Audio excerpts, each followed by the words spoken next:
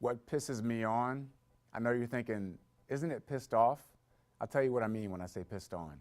I was traveling from New York to Cleveland, Ohio on a road trip. And when I take trips, I like to treat myself. And I went into a Wendy's and got something to drink, a Frosty. I know it's no good for me, leave me alone.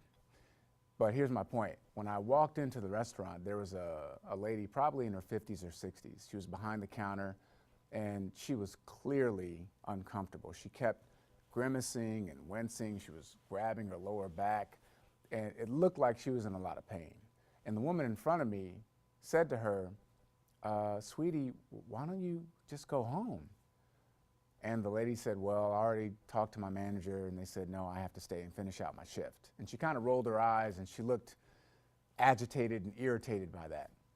So I placed my order and there was something about this woman that was very familiar to me. She reminded me of an aunt or a teacher.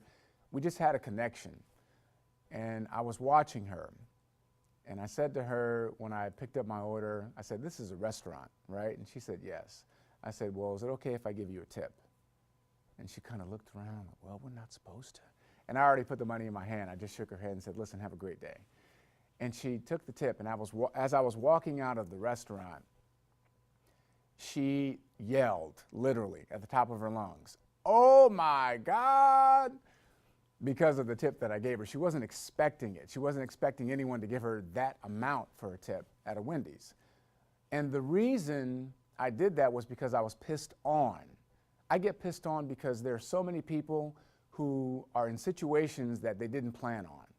They find out when they get towards the end of their working life that they don't have enough money to live on because they were told somewhere along the way, if you do this, this, and this, then everything's going to work out great. Well, that's not how life works.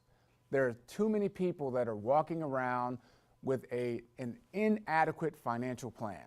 They don't have any kind of money saved up for retirement, or they don't have enough, and when they do retire, they find out they have to keep working for another 10, 20, or 30 years. And people are living longer, so the money starts to run out before their life does. So there are a lot of situations where people are clearly overworked, underpaid.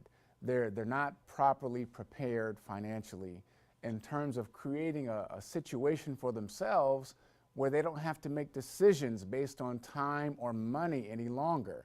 I believe that if you're a working person, a grown-up, an adult, and you've been working on this planet for at least 5, 10, 15 years, then you should be in a situation where you don't have to think about money anymore.